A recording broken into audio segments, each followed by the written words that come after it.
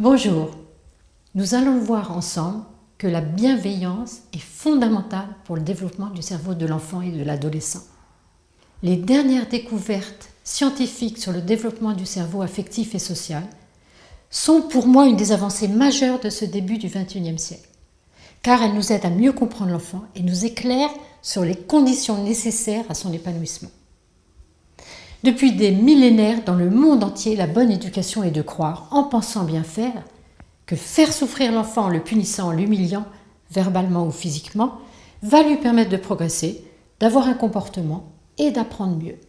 Or, en 2013, Rebecca Waller, de l'Université d'Oxford, fait le bilan de 30 études sur les éducations punitives et sévères. Elle conclut que les effets sont déplorables et totalement contraires au but recherché par les adultes. Ce type d'éducation n'améliore pas du tout l'enfant et l'adolescent, c'est le contraire. Elle les rend insensibles, durs, sans empathie et conduit souvent à des conduites antisociales, délinquance, agressivité, vol, drogue.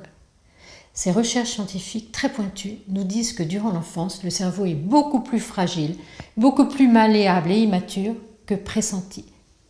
Chaque expérience relationnelle va modifier en profondeur les molécules cérébrales, les neurones, leurs connexions, les structures et circuits cérébraux et même l'expression de certains gènes. Et ces recherches confirment qu'une relation empathique, aimante, soutenante est la condition fondamentale pour permettre au cerveau d'évoluer de manière optimale. L'enfant est alors capable de déployer toutes ses facultés affectives et ses facultés intellectuelles. Il sait exprimer ses émotions, aimer, coopérer, il réfléchit, aime apprendre, découvrir et il a du plaisir à vivre. Ces recherches nous aident à mieux comprendre l'enfant. Beaucoup d'adultes veulent par exemple que l'enfant de 2-3 ans se comporte comme un adulte et soit raisonnable. Or, l'enfant à cet âge-là est soumis à de véritables tempêtes émotionnelles dues à son cerveau immature. L'enfant a d'immenses colères, chagrins, paniques. Ces comportements ne sont pas du tout des caprices, mais sont dus uniquement à son cerveau immature. En dessous de 5 ans, le cerveau archaïque et émotionnel domine l'enfant et l'enfant n'arrive pas à se contrôler. La partie du cerveau qui contrôle nos émotions, nos impulsions, le cortex orbitofrontal et les circuits le reliant au cerveau émotionnel et archaïque, ne commencent à maturer qu'entre 5 et 7 ans, et c'est ça l'important, en fonction de la bienveillance des adultes.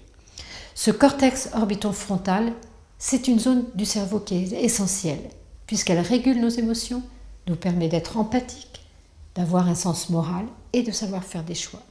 Entre 1 et 3 ans, si l'enfant se trouve dans des situations qui le mettent en état d'insécurité, s'il se sent en danger, si ses besoins fondamentaux ne sont pas satisfaits, besoin d'affection, d'attention, de jouer, de calme, son cerveau archaïque va le dominer et le conduire à avoir des réactions instinctives d'attaque, de fuite ou de sidération.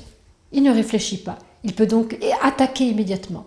Il n'est pas méchant, il ne porte pas le mal en lui, ceci est seulement dû à la dominance de son cerveau archaïque. Quand on le laisse seul avec sa détresse, ses chagrins, sa colère, ses peurs, il va sécréter des molécules de stress, du cortisol. Et quand le cortisol est un taux très élevé ou prolongé, il devient très toxique pour son cerveau qui est fragile. Et il peut même détruire des neurones dans des zones essentielles du cerveau de l'enfant. Le cortex préfrontal, l'hippocampe, le corps calleux, le cervelet. Au contraire, chaque fois que l'adulte comprend l'enfant, l'aide à mettre des mots sur ses émotions, l'apaise, le console, adopte une attitude douce, chaleureuse, avec un regard compréhensif, des gestes tendres, en parlant d'une voix calme, apaisante, il va aider le cerveau à maturer. Et ces tempêtes émotionnelles diminuent progressivement vers 5-6 ans. C'est donc l'entourage qui va rendre l'enfant raisonnable en faisant maturer son cerveau. Ceci ne veut pas du tout dire être laxiste, laisser tout faire. Non, l'adulte donne des repères, un cadre, mais il le fait avec empathie et bienveillance. Quand il voit que l'enfant n'a pas un comportement adéquat, il lui dit son désaccord, il lui donne confiance. Je ne suis pas d'accord quand je t'entends dire cela, quand je te vois faire. Tu vas apprendre à faire autrement et je te fais confiance. Mais il ne juge pas l'enfant, ne le critique pas, ne lui fait pas de reproches en disant « ce n'est pas bien de, tu n'es pas gentil, tu es paresseux, égoïste, etc. » Car ces paroles humiliantes empêchent un bon développement du cerveau.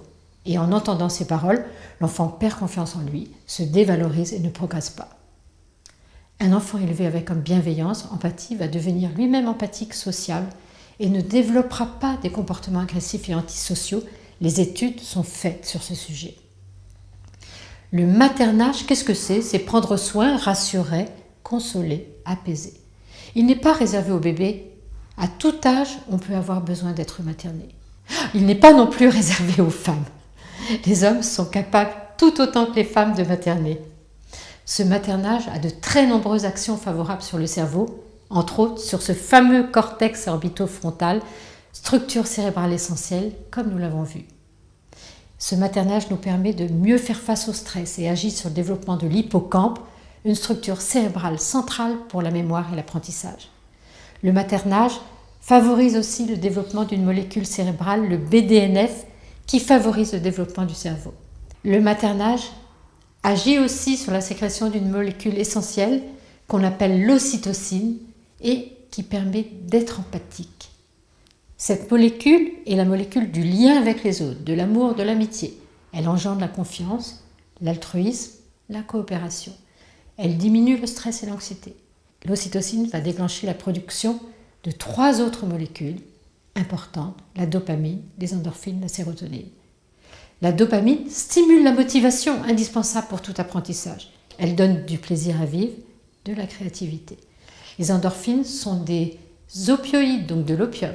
Elles procurent donc une sensation de bien-être. La sérotonine stabilise l'humeur. Ces molécules produisent chez l'enfant ce dont les adultes rêvent, un enfant calme, non stressé, empathique, confiant, curieux, motivé et heureux d'apprendre. L'empathie se transmet. À chaque fois que l'enfant reçoit de l'empathie, de l'affection, il sécrète de l'ocytocine qui lui permet à son tour d'être empathique et affectueux. C'est donc un cercle vertueux. Plus nous recevons d'empathie, plus nous avons un taux élevé d'ocytocine et plus nous sommes capables d'être empathiques. L'inverse est aussi vrai. Moins nous recevons d'empathie, moins nous avons d'ocytocine et moins nous sommes capables d'être empathiques.